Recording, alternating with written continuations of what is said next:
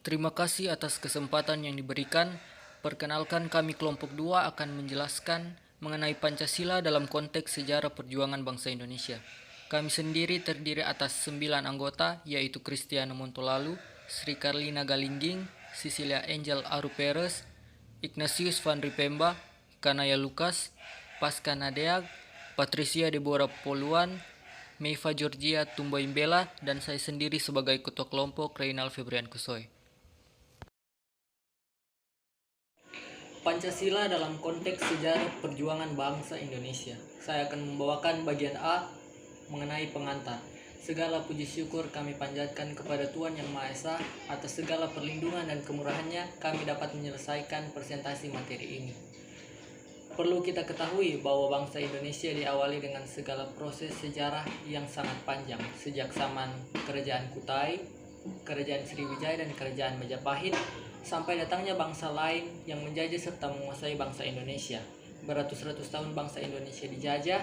Dalam perjalanan hidupnya berjuang untuk menemukan jati dirinya sebagai bangsa yang merdeka, bangsa yang mandiri, serta memiliki suatu prinsip yang tersimpul dalam pandangan hidup serta filsafat hidup bangsa seperti yang kita kenal saat ini, yaitu 5 sila atau yang disebut Pancasila. Bagian B, Saman Kutai. Kerajaan Kutai adalah kerajaan tertua yang ada di Indonesia. Kerajaan ini terletak di Sungai Mahakam, Kalimantan Timur. Pada tahun 400 Masehi, masyarakat Kutai membuka zaman sejarah Indonesia untuk pertama kalinya, menampilkan nilai-nilai sosial, politik, dan juga ketuhanan dalam bentuk kerajaan, kenduri serta sedekah kepada para Brahmana. Hal ini terbukti dengan ditemukannya 7 yupa atau tiang batu yang memiliki arti bahwa Raja Mulawarman mengadakan kenduri dan anggota sedekah pada para Brahmana, dan para Brahmana tersebut membangun yupa sebagai bentuk tanda terima kasih. Kemudian masyarakat Kutai yang membuka zaman sejarah Indonesia untuk pertama kalinya menampilkan sosial politik dan ketuhanan dalam bentuk kerajaan, kenduri, dan sedekah bagi para Brahmana. Bentuk kerajaan dan agama sebagai tali pengikat kewibawaan raja ini tampak dalam kerajaan-kerajaan yang muncul kemudian di Jawa dan Sumatera. Perkenalkan, nama saya Pasca Nadeag yang akan menjelaskan bagian zaman Sriwijaya. Kerajaan Sriwijaya adalah kerajaan bercorak Buddha terletak di tepi Sungai Musi. Kerajaan ini hidup dari abad ke-7 sampai 13 Masehi. Kerajaan Sriwijaya berkembang pesat pada masa pemerintahan Raja Balaputra Dewa yang memulai memerintah pada tahun 856 Masehi. Untuk kepentingan dan pendidikan penyebaran agama Buddha, Raja Sriwijaya membangun asrama di Nalanda, India. Kerajaan Sriwijaya berjaya pada abad 9 sampai 10 Masehi dengan menguasai jalur maritim dan menjadi rute perdagangan yang mengenakan bea cukai bagi kapal yang lewat. Sriwijaya mengalami keruntuhan ketika Raja Rajendra Chola menyerang 2 kali dan mundurnya Sriwijaya disebabkan oleh faktor ekonomi. Demikian penjelasan dari zaman Bagian D, Saman-Saman kerajaan sebelum Majapahit. Sebelum kerajaan Majapahit terdiri sebagai suatu kerajaan yang memancangkan nilai-nilai nasionalisme, telah muncul kerajaan di Jawa Tengah dan Jawa Timur secara silih berganti. Kerajaan Kalingga pada abad ke-7, Sanjaya abad ke-8 yang ikut membantu Candi Kalasan untuk Dewa Tara dan sebuah wihara untuk pendeta Buddha. Selain kerajaan-kerajaan Jawa Tengah tersebut, muncullah kerajaan-kerajaan istana pada abad ke-9, Dharmawangsa abad ke-10, dan Airlangga abad ke-11. Agama yang diakui oleh kerajaan adalah Buddha, dan agama Siwa yang hidup berdampingan secara damai.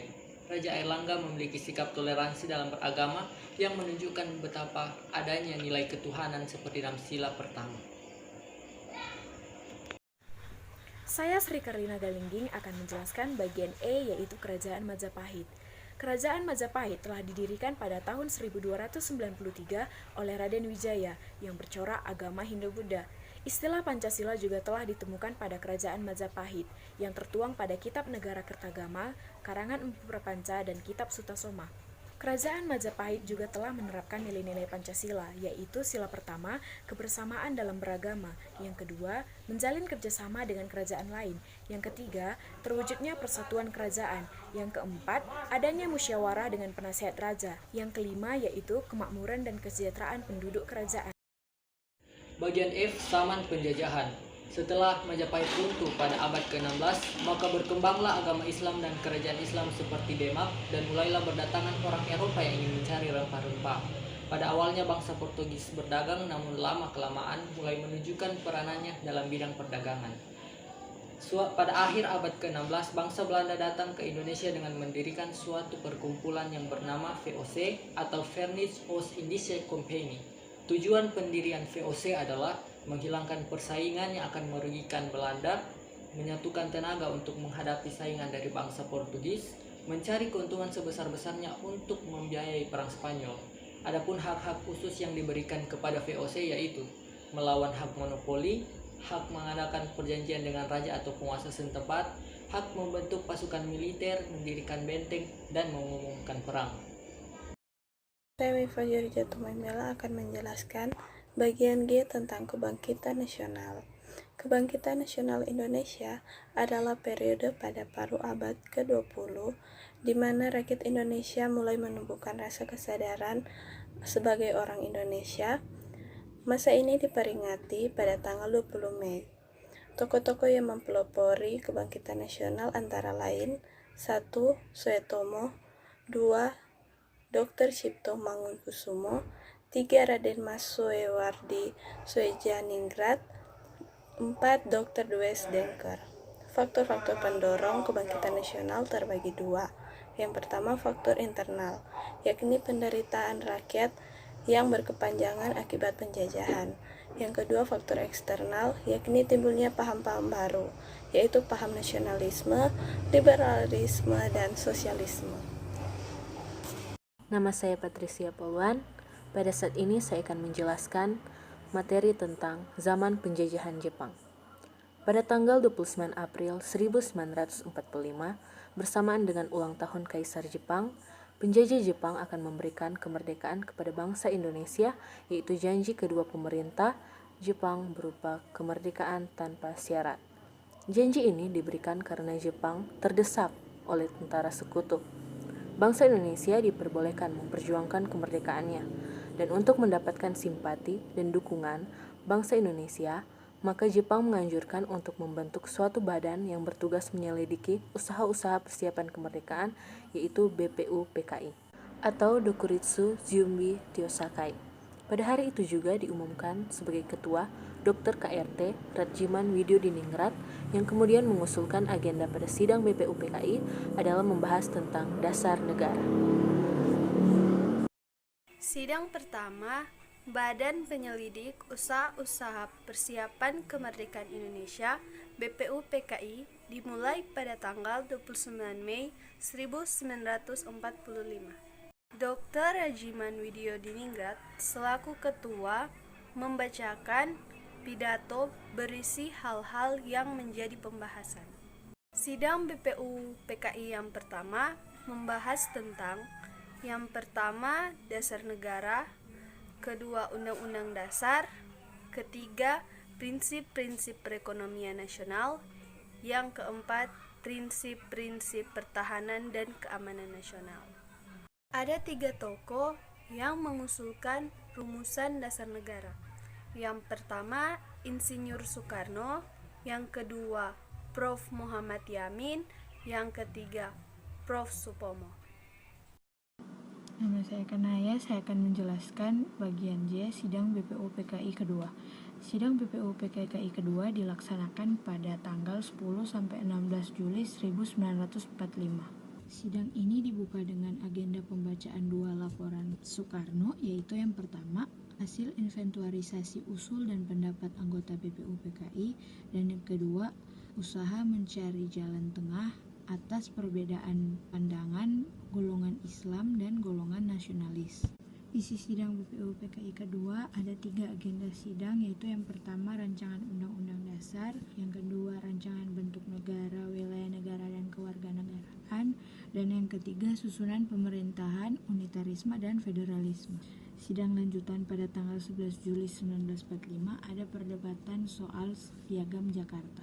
Johannes Tatuar Hari keberatan dengan kebutuhan dengan kewajiban menjalankan syariat Islam bagi pemeluk-pemeluknya.